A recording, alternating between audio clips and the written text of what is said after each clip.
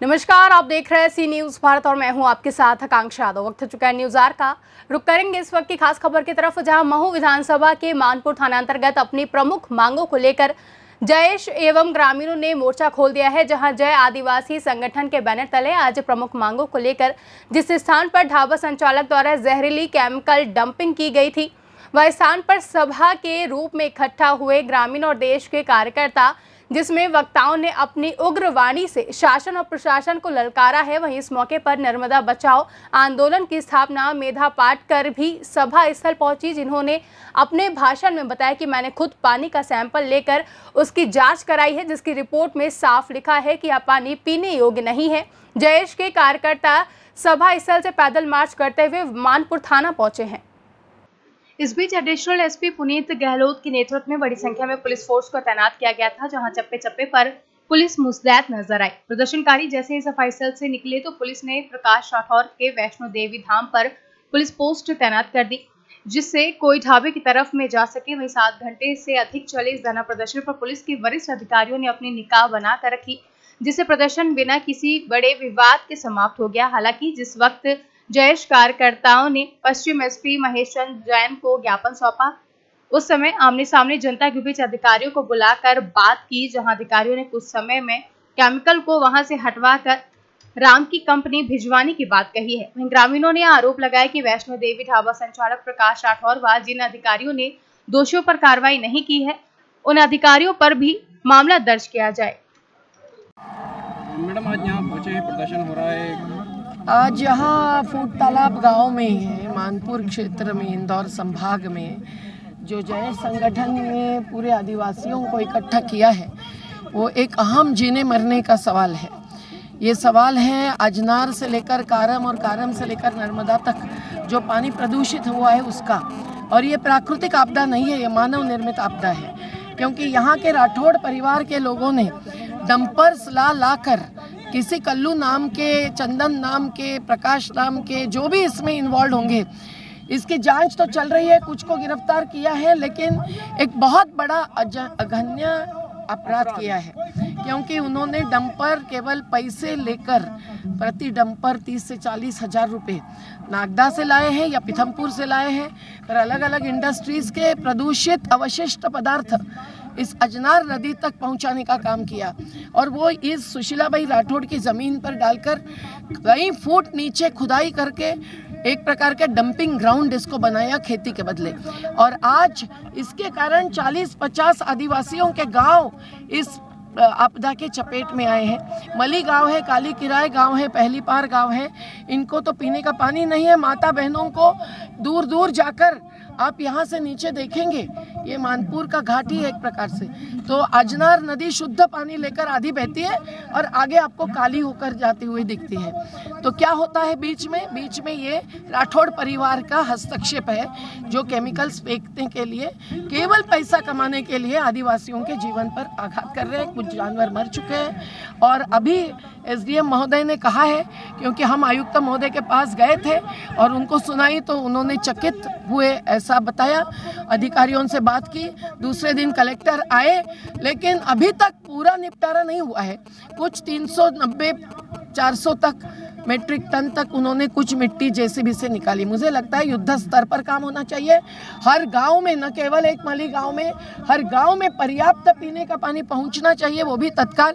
और अजनार नदी कारम में नर्मदा, धर्मपुरी तहसील के एक गांव में अगर निकला है काला प्रदूषित पानी, तो नर्मदा में जाएगा तो क्या होगा? हजारों की मौत, केवल मछली की नहीं, इंसानों की भी।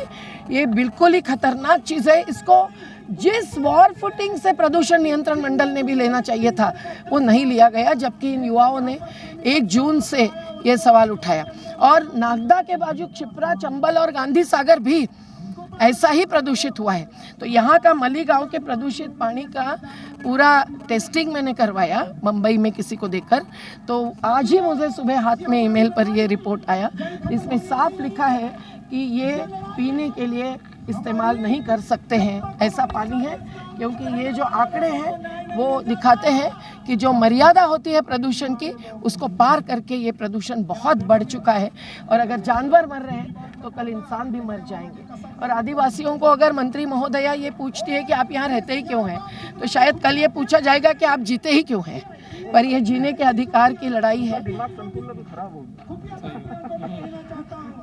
जो भी है, अभी मुझे इतना ही कहना है कि मंत्री महोदय ने इस प्रकार का सवाल नहीं करना चाहिए। ये आदिवासी यानी मूल निवासी है, इनका सम्मान हुआ है। पेशा कानून है, आदिवासियों पर अत्याचार विरोधी कानून है, ये एक प्रकार का अत्याचार है। और ये air act, water act, environment protection act 1986 का, ये सब का इसमें उल्लंघन है। सुप्रीम कोर्ट के 2 फैसले हैं जिसके अनुसार मुख्य सचिव और प्रदूषण नियंत्रण मंडल के सेक्रेटरी जनरल, ये दोनों व्यक्ति शाह पदाधिकारी के रूप में नहीं, व्यक्ति शाह जिम्मेदार पकड़े जाएंगे। तो अभी क्या हो रहा है, जो एसडीएम महोदय फिर आश्वासन दे रहे हैं और हो रहा है उसकी बात बता रहे। प्रदूषण नियंत्रण मंडल की रिपोर्ट और प्रदूषण नियंत्रण मंडल ने जो एक्शन प्लान तय किया है और उस पर कितना अमल हुआ है, कितने दिन में वो कैसे निपटेंगे, ये सबकी हकीकत लोगों के बीच में आनी चाहिए पारदर्शिता के साथ। ग्राम सभा का अधिकार है, जल जंगल जमीन पर ही नहीं, जो हो रहा है उसके असर के बारे में रिपोर्ट पाने पर भी, एफआईआर हाथ में लेने पर भी। और फिर इन्होंने जो कहा है कि इस क्षेत्र के लोग मानते हैं कि प्रकाश राठौड़ हर चीज़ के पीछे है, तो उसकी भी जान छोकर अगर वो दोषी है तो उनको भी गिरफ्तार होना चाहिए। और सही सेक्शन का नाम नहीं आया एफआईआर में वगैरह? नहीं आया है, क्योंकि अधिकारियों का कहना है कि कल्लू और चंदन और संतोष जिम्मेदार है, तो सुशीला बाई भी जिम्मेदार है, पर वो माँ है तो हम कुछ बोल नहीं रहे। पर अगर इस पूरे कारोबार के पीछे अनेक ढाबाओं के मालिक जो है प्रकाश राठौड़, वो जिम्मेदारी नहीं रहेंगे, ये मानने को हमारा मन तैयार नहीं है। क्या आप कोर्ट जाएंगे इस मामले को लेकर? अगर यहाँ सुनवाई ऐसे कोई रणनीति हम यहाँ जाहिर करने नहीं है, और जय संगठन के आदिवासियों के सामूहिक नेतृत्व में ही ये तय किया जाएगा। पर हम लोग हरदम कानूनी और मैदानी दोनों लड़ाइयाँ लड़ते हैं। आज की यह लड़ाई मैदानी है और कानून की बात हम रखकर ही आगे बढ़ रहे हैं। जैसे कि आज किन मांगों को लेकर ये धरना प्रदर्शन किया गया था, चक्का जाम किया गया था? देखिए, आज केमिकल जो डंप किया गया है मानपुर की जो अजनार नदी है और कारम नदी में, जो केमिकल के माध्यम से जो पानी दूषित हुआ है, उससे हमारे 3 जिलों के करीब 40 गांव प्रभावित हुए हैं। उसमें जानवर मर रहे हैं, लोगों को पानी पीने के लिए पानी की व्यवस्था नहीं है। लोग अगर उस नदी का पानी अगर हाथ में भी फपोले हो रहे हैं। प्रशासन को हमने 1 महीने से चेताया कि इस जो यहाँ पे जो आरोपी है उनको जल्द गिरफ्तार किया जाए, उन पर कार्रवाई की जाए, और जो केमिकल वहाँ पे डंप किया गया है उस मलबे को वहाँ से निकाले। हमने कमिश्नर को बोला, कलेक्टर को बोला, एसडीएम को बोला, स्थानीय प्रशासन को बोला, शासन को बोला, लेकिन जिस प्रकार से उनको कार्रवाई करना चाहिए थी उन लोगों ने नहीं कार्रवाई की। इसी से नाराज होकर समाज में एक आक्रोश है, इसलिए समाज ने सभी मध्य प्रदेश के अन्य जिलों से सभी लोग आए, उपस्थित हुए और आज यहाँ पर स्थानीय प्रशासन को हमने स्थानीय प्रशासन के समक्ष हमने विरोध दर्ज कराया। तो अभी जो यहाँ पर माननीय एसपी साहब ने और एसडीएम साहब ने बोला कि एक तो जो पीड़ित लोग हैं उनका जल्द सर्वे कराया जाएगा, उनको मुआवजा दिया जाएगा, और हमने प्रकाश राठौड़ नामक व्यक्ति को आरोपी बनाने की जो बात बोली है, तो माननीय एसपी साहब ने बोला कि 2 दिवस के अंदर उसको आरोपी उस पर कार्रवाई हो जाएगी।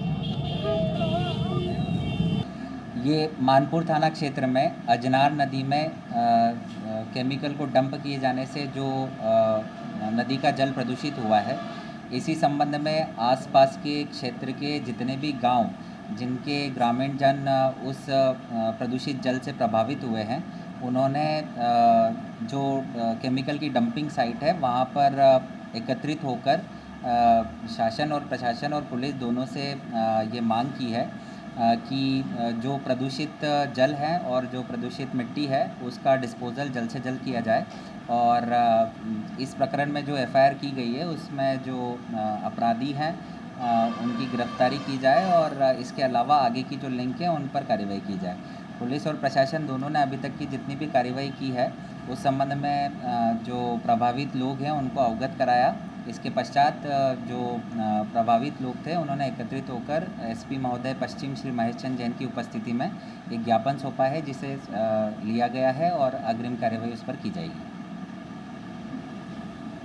इंदौर से सी न्यूज संवाददाता सुरेश बैरागी की रिपोर्ट। फिलहाल के लिए न्यूज आर में बस इतना ही। देश और दुनिया की तमाम बड़ी खबरों के लिए देखते रहे सी न्यूज भारत।